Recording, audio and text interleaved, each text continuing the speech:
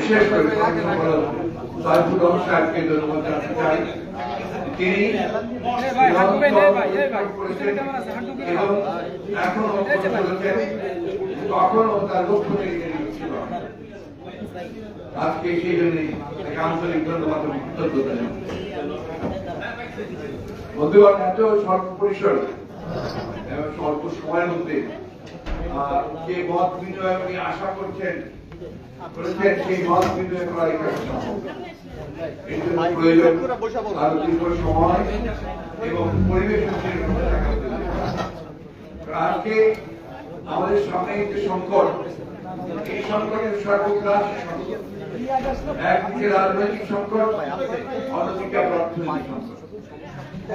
আমরা দীর্ঘমুক্ত অবকাশ নেই। আমরা আমাদের সরকার যারা দখলদারি চরিত্র, তাকে আমরা সম্পূর্ণভাবে চিনি, জানি, তার মূল্যায়ন আমরা করেছি এবং সে কিভাবে এদেশের মানুষের সমস্ত আশাকাঙ্ক্ষাকে বঞ্চিত করছে সেটা আমরা প্রতিদিন দেখি। এই সরকারের যে অপকীর্তি, এই অপকীর্তি গুলো এক কথা বলে শেষ করা যাবে বা এই স্বল্প শেষ করা যাবে। আমি সংক্ষেপে শুধু বলতে চাই, প্রথম যে স্বরাষ্ট্র সে করেছে সে যে বাংলাদেশের রাজনীতিক কাঠামো তাকে সে ধ্বংস করে দিয়েছে। আগেও করেছিল, এবার করেছে বিভিন্ন কায়দায়।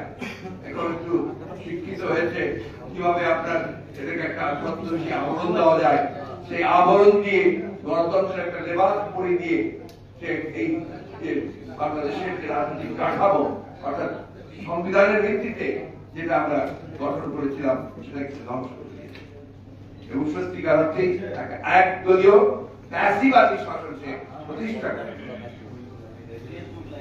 অন্যদিকে অর্থনৈতিক ভাবে সমস্ত অর্থনৈতিক যে স্তম্ভগুলো, যে কাঠামোটা, সেটাকে নষ্ট করে। আপনারা যদি দেখেন যে আগে শুধু আমরাই কথা বলতাম যারা বিরোধিতা করতাম, এখন কিন্তু দেশের প্রখ্যাত অর্থনীতিবিদরা তারা কথা বলতে শুরু করেছেন।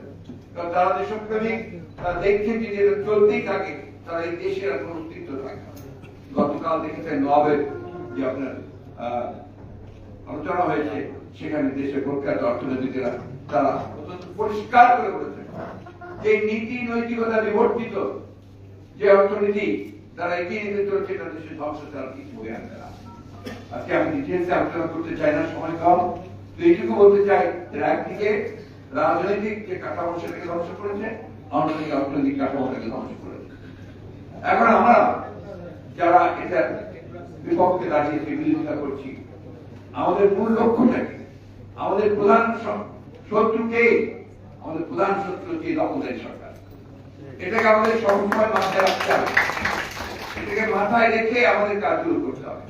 এই দেশের মানুষ জেগে উঠেছে, এই কথা বলার কোনো অবকাশ নাই যে তারা জেগে উঠেছে। আমরা দেখেছি কিভাবে মানুষ স্বার্থে অতি স্বার্থে সমাবেশে যোগ দিয়েছে এই আশায় যে পরিবর্তন হবে, এই সরকারের পরিবর্তনের জনগণের একটা সরকার আসবে। আমরা দেখেছি কিভাবে সমস্ত প্রতিবন্ধকতাকে এড়িয়ে তারা 100 মাইল সাইকেলে চড়ে কেউ হেঁটে তারা সেই সমস্ত সমাবেশ যুক্ত হয়েছে। আজকে যারা মনে করছেন যে মানুষ এখন জেগে উঠেনি, আমি সবিনয়ে তাদের বলতে চাই যে মানুষ জেগে উঠেছে। আমরা হয়তো সেই তাদের জেগে ওঠাটাকে কাজে লাগিয়ে চূড়ান্ত যে আপনার বিজয় অর্জন করা সেটা আমাদের এখন সম্ভব হয়নি। এই ধরনের আন্দোলন যখন হয় সেটা একবারেই যে সব হয়ে যায় এটা মনে করার কোনো কারণ নেই।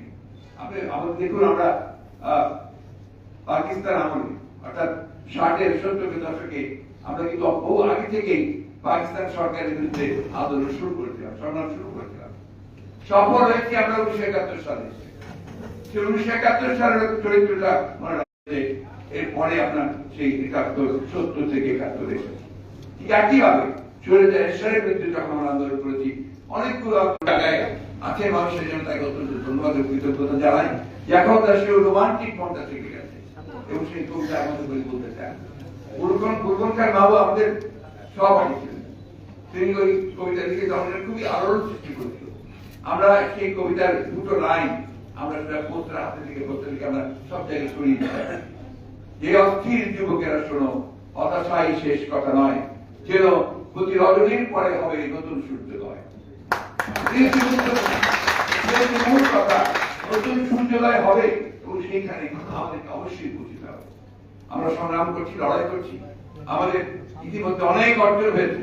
সবচেয়ে বড় অর্জন হয়েছে আমরা বিভিন্ন রাজনৈতিক দলগুলোকে এটার জন্য একটা চিন্তা আছে, বিভিন্ন ভাবে কেউ বাম চিন্তা, কেউ ডান চিন্তা, অতি বাম চিন্তা, সবগুলোকে মিলিয়ে কিন্তু আমরা একটা আন্দোলনে একমত হয়েছি। সেই আন্দোলন আমরা শুরু করেছিলাম, সেই আন্দোলন আমাদের এখনো চলছে। সেই আন্দোলন নিঃসন্দেহে আরো বেগবান হবে অতি শীঘ্র। আমরা আপনারা যে কথা বলেছেন, আমরা সমস্ত রাজনৈতিক দলগুলো আলোচনার ভিত্তিতে আমরা কাজ করেছি। আমরা 31 দফা দিয়েছি। সেই 31 দফাতে এই দেশের মানুষের কথা, প্রতিটি কথা বলা আছে, প্রত্যেকের কথা বলা আছে, রাষ্ট্র কাঠামো পরিবর্তনের কথা বলা আছে, অর্থনৈতিক কাঠামো পরিবর্তনের কথা বলা আছে। আপনার সবগুলো দিক সেখানে আছে, সেটাও আমাদেরকে প্রচার করতে হবে, জনগণের কাছে সেটাও পৌঁছে দেওয়া হবে। জনগণ একটা জিনিসের কি, তারা এই সরকারকে চায় না, এটা হচ্ছে মূল কথা। এই কথাটা আমাদেরকে বিশ্বাস করতে হবে। আমরা কি করে সেই জনগণের যে না চাওয়ার যে আপনার যন্ত্রণা, তাদের সেই না চাওয়ার যে ইচ্ছা, সেইটাকে আমরা কি করে ইতিবাচক কাজে নিয়ে দিয়ে আমরা তাদের উপার্জিত করবো, সেই কাজটি আমাদের করতে হবে। আমরা ইতিমধ্যে কথা বলছি, সকলের সঙ্গে কথা বলছি, আপনারা বলছেন, আমরা বলছি, সব দলগুলো আমরা কথা বলছি।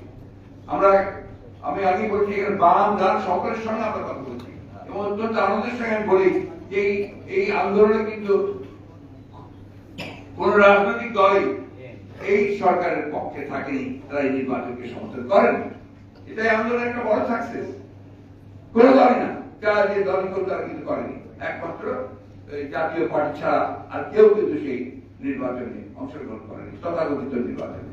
সেই জন্যই আমি সবসময় বলি যে আপনারা হঠকারিতা করার কোনো কাজ আপনার প্রয়োজন নেই, কারণ নেই।